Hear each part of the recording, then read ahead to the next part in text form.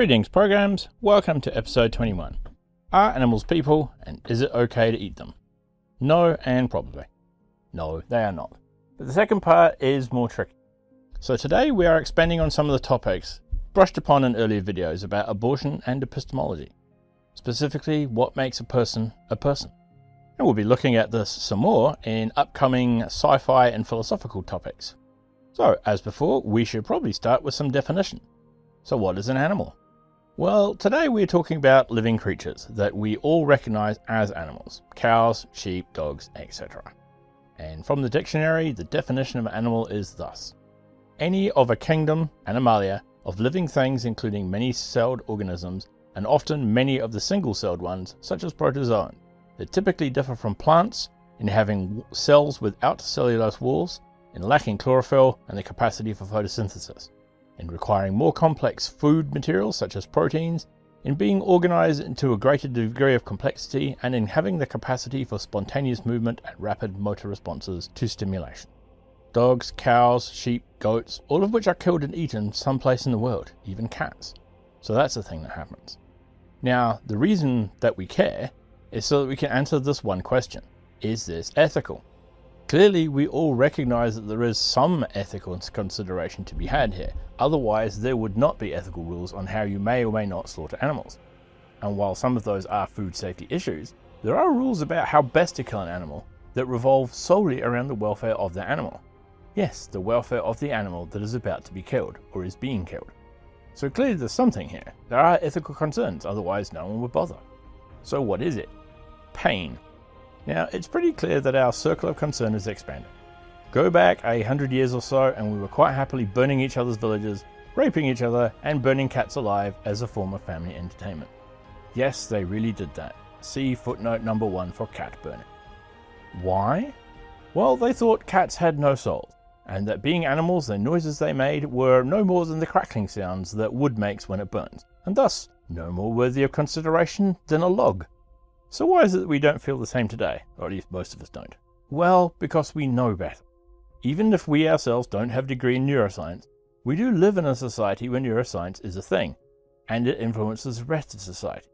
We know that animals can and do feel pain. We can mentally put ourselves in their place. Simple knowledge gave us this. We didn't suddenly evolve better morality parts in our brains, and certainly not in 200 years. This is why we care about animals being slaughtered cleanly. We don't want to die, and we sure don't want to be tortured and then die. And we can put ourselves in their place. So if they must die, so that we can eat them or wear their skins, we do it as cleanly as we can manage. Okay, makes a sort of sense. But hang on, we don't burn cats because it's cruel. And we do kill food animals cleanly so as not to be cruel. So why do we kill animals at all? Well, we need it in order to live. And that's sad, but nature is harsh, and that's the hand we are dealt. Oh wait, the world has come a long way, and now we can be vegan. So I've done some reading, and watched the likes of Sam Harris tackle the topic. And there is some evidence to suggest that there are some health downsides to being a vegan, even if the diet is followed with care. Plenty of people have gone vegan badly, and not gotten the right balance of nutrients and vitamins and had their health suffer, so clearly they were not veganing right. But even still, we are evolved to be omnivore. Meat has been part of our diet for billions of years. Also vegetables, which is why we have similar problems with pure meat diets. And so while we can be vegan, it is not natural to us. And unfortunately, serious lifetime and multi-generational long-term results, scientific studies of veganism, are hard to come by. Especially as one group is highly motivated to make the whole thing look very good. And it could be argued that the other group want to make it look bad. See footnote number 2 for vegans and possible health issues. So honestly, the jury is still out on that one, as far as I can tell. But for the sake of argument, let's assume this is either wrong or can be fixed at some point. Veganism is great, and just as good for you or better as eating a mixed diet. But that doesn't answer the main question: are animals people, and is it okay to eat them?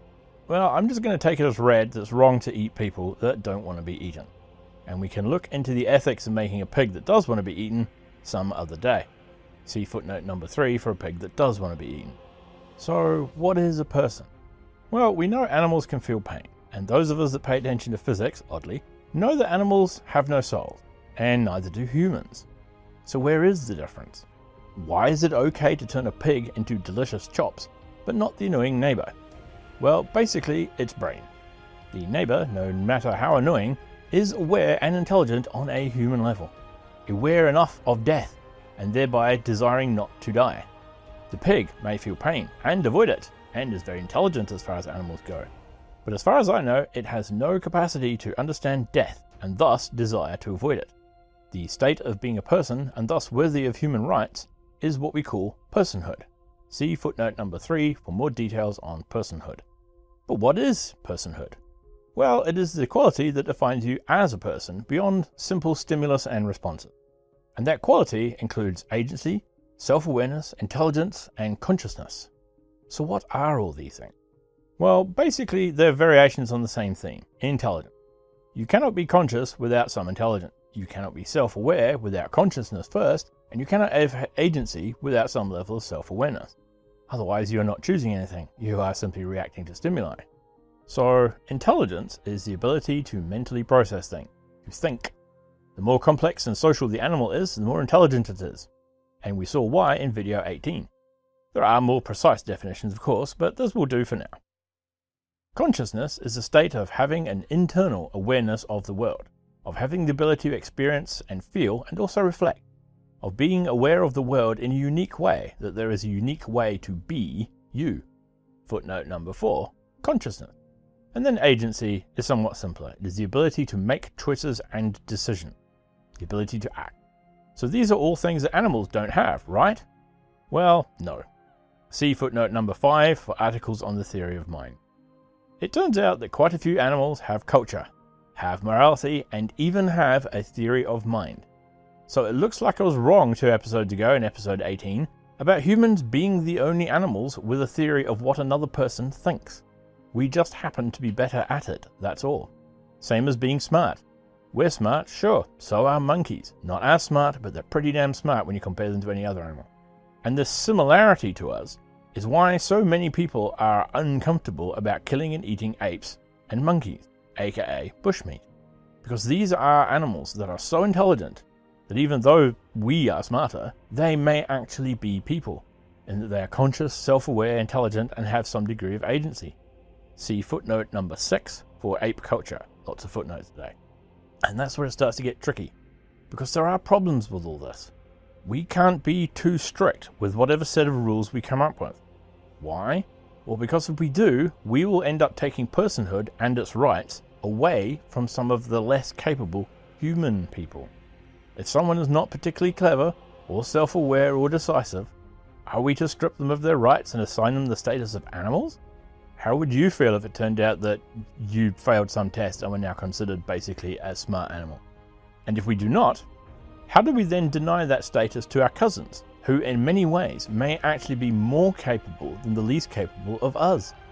But if we expand those definitions, we end up including most of our cousins, the apes. This doesn't strike me as a bad thing, and I would be in favour of this. But we started talking about sheep and cows and so on, and most of us do not live in parts of the world where eating apes is even an issue or a possibility. So are sheep, goats, cows and other domestic animals people? By poorly thought out standards, no, of course not. What a stupid question. But using modern, sophisticated standards that I brushed over just now, are they people? No. Domestic animals are stupid. Not just in comparison to apes, but in comparison to their wild selves. Stupid animals cause less problems for the farmer. They have been bred to be stupid, and the herd animals that they came from weren't that smart to start with. They lack intelligence, consciousness, self-awareness, or agency. Okay, so does that make it okay to eat them? That's still tricky. So let me expand on this with some discussions I've had with vegans. Now, I've had the occasional argument with vegans, and sadly, it was like arguing with creationists or anti-choice advocates. They just shouted the party line over and over and never actually considered their position. Just meat is murder over and over again. And then they point at factory farming as an explanation. And the problem there is, plenty of people who do eat meat think that factory farming is terrible. Bad for the animals, cruel, and bad for the environment. Is it ethical to be a vegan? Sure, but that's not the question. The question is it unethical to eat meat? Is it okay to eat animals which are themselves not people? Well, the argument thus far is that as long as their lives are good and they are not tormented, it's okay. But is it really? That's tricky. And we must balance the question with the simple fact: we have to eat, no argument. And if it turns out that yes, there are indeed significant health issues with being vegan, then until that is fixed, too bad for the animals. They have to die. But let's say, for the sake of argument, it's fine. Veganism is great. What are the upsides? Well, weight loss is a big one. Meat is high in calories and fats. So if we switch to veganism, most of us are going to lose weight, which is good in the overweight West.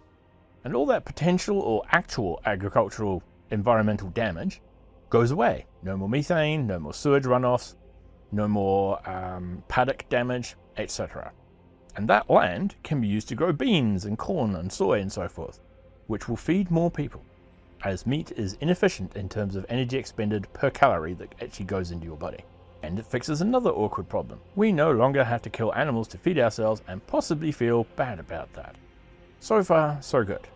But there is the flip side to consider. We hear loads about how factory farming is bad and cruel. Sure, no argument. What about regular farming? Free-range cows or whatever. What about that?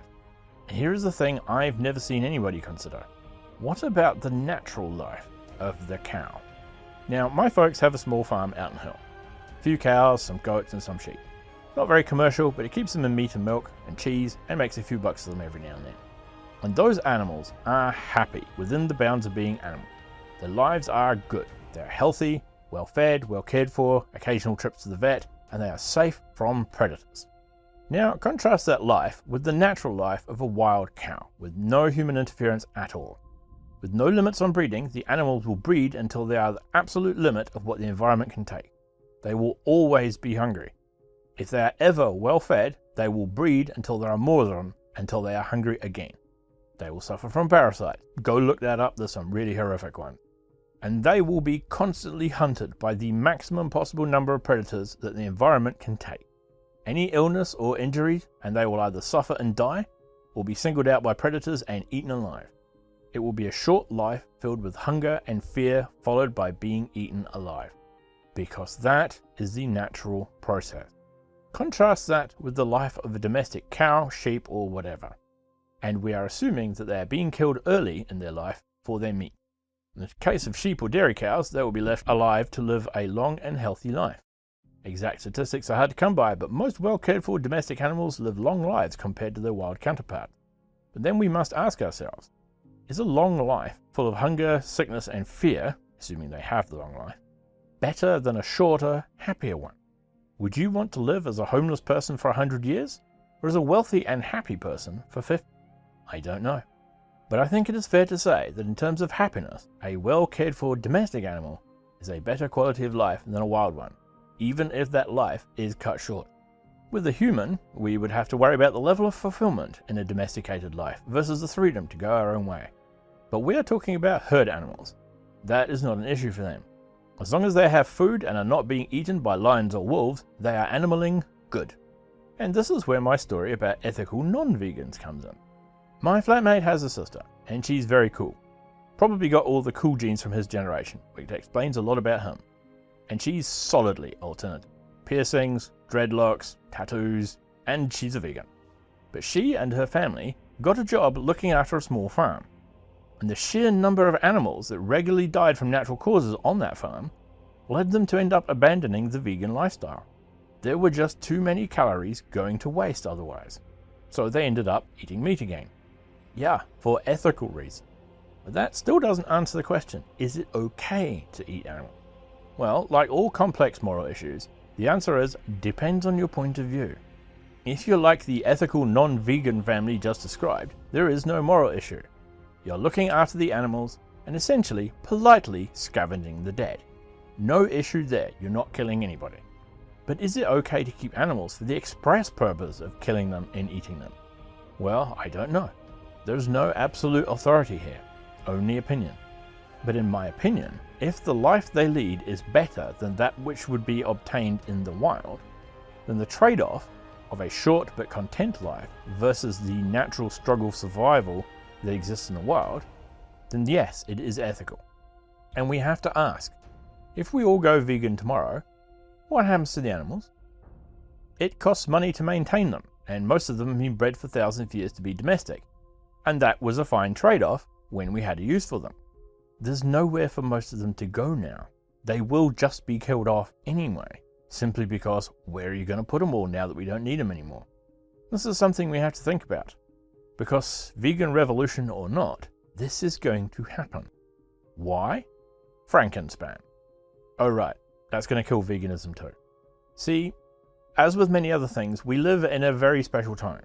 There is a span of time, say 50 to 100 years, where this is a thing, where vegans will exist, and then they are gone, right along with the animal eaters. Why?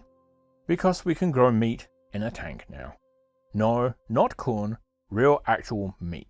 See footnote number 8 for details on corn and tank meat, and it's corn spelt with a Q in case you missed it. Right now, there is a narrow window of a few decades when we have the capacity to be vegan healthily before it becomes a non-issue forever. Why? Because tank-grown meat renders the question of is it ethical completely irrelevant. It will also end the environmental issue. Factory farming will no longer be cruel and wreck the environment because it will be replaced by a literal factory. No cruelty and no environmental destruction, as long as the owners are responsible and don't simply dump waste everywhere, which is an issue for factories in general, not just factory farming. Chances are, when it comes of age, it will be no more costly in terms of resources than growing any other crop, even if the setup cost is somewhat higher. And while it's early days yet, the tech is advancing in great strides and is becoming cheaper and cheaper every year. The first artificial meat burger cost approximately $300,000 US in 2013. 3.5 years later, it cost $11. Give it a decade, see what happens. Sooner or later, it will be on the market shelves as a specialty item. And as the tech gets better, it will get cheaper and cheaper. Until it's actually cheaper than regular meat, and won't have any of the ethical or possible health issues. And then only rich people will be eating animal steak, and they will be getting shit for it.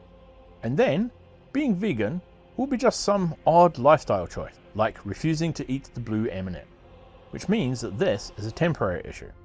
God, we are just sliding into the future and we've got no idea. So many things are changing right now. So to wrap it up, while the issue exists, we should encourage ethical agriculture. We should try to erase factory farming as a thing and encourage VAT steak. And we should not give the vegans a hard time, because they are not going to be around forever, and they do have a point about the ethic. No, farm animals are not people, even if other animals might be. And yes, it is probably okay to eat them if the trade-off is a good life. And the problem is temporary. That's all for this week. Tune in next week for episode 22, Why It's Wrong to Murder or Rape People, which will be an expansion on this personhood thing. Bye for now.